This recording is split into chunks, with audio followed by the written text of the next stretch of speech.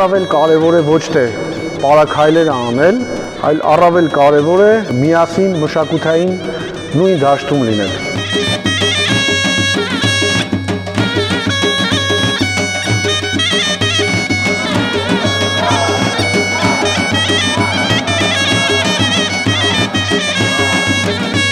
Սա նույն հուզական վիճակի մեջ գտնվելն է, սա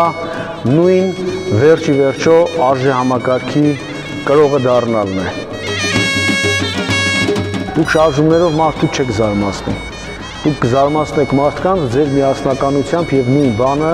բազմապատիկ անգամ անելով ու չհոգնելով։